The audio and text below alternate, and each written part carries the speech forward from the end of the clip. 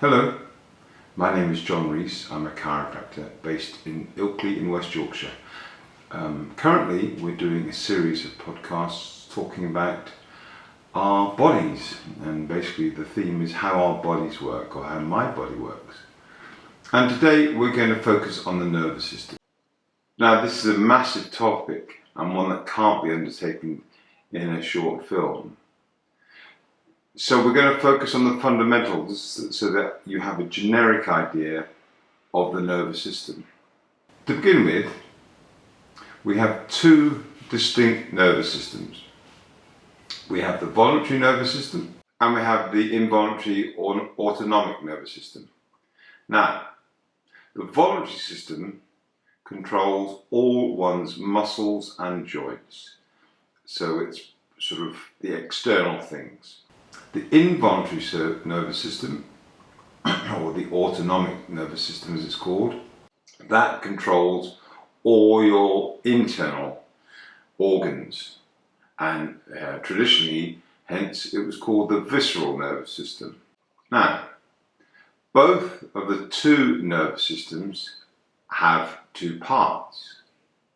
The voluntary nervous system, as I say, that's the bit that serves your muscles and joints. That has a sensory part and a motor part. Now, the sensory part involves everything that you might think that such a term would cover, to do with sensation. So that is pain, touch, numbness, tingling, all those things are part of the sensory element of your nervous system.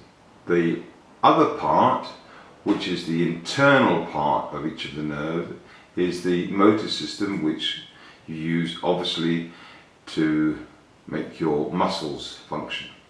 Now, the autonomic or involuntary nervous system also has two parts, and they're called the parasympathetic and the sympathetic. And to remind you, that nervous system is solely for internal things, the organs of the body. Now, the actions of the two parts of the autonomic nervous system are different to each other, but they're slightly more indistinguishable. It depends on the specific organs that they're serving. Now, the voluntary nervous system is also categorized in two other ways: the central nervous system and the peripheral nervous system. Now, the central nervous system covers the brain and the spinal cord, so everything that's within the spinal column and in with the cranium inside the skull. Okay? The peripheral nervous system basically covers everything beyond your spine, beyond the spinal column. And those are nerve roots that become specific nerves that go to the muscles and joints and external elements of your body. Now, in relation to the distinction between the central nervous system and the peripheral nervous system, it might seem a little bit arbitrary. But it's done one so that when people are talking about the nervous system, you kind of understand which bit we're generally talking about. Also, it's a bit more specific than that, because if in the central nervous system, so in the brain and the spinal cord, you have a lesion, so something that is a bit of a blockage, a wound, if it's an external thing, but in the spinal cord, it could be a blood clot, or it may even be something that is a growth, maybe cancerous or something.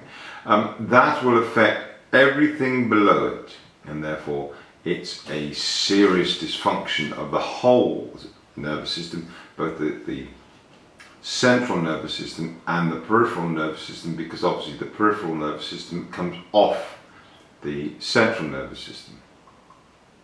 However, when the central nervous system becomes the peripheral nervous system, any lesion within that part of the system only affects what's beyond that point in that specific nerve. And so, although it may have a material effect on and cause pain, numbness or tingling on the skin, and it may, if it's a severe lesion, affect the power of the muscles that nerve or that nerve root serves, it's sort of kind of isolated, and therefore generally usually much less severe if that problem occurs. Now, we've spoken about nerve roots and also nerves. So in the peripheral nervous system, nerve roots come out at each level of the spinal cord, each level of the individual vertebra of the spinal cord. So that's 24 pairs of nerve roots come out. However, in the neck and in the lumbar spine, the nerves that come out of the neck serve the arm, and the top nerves serve the scalp, but the predominant nerves serve the arm or arms.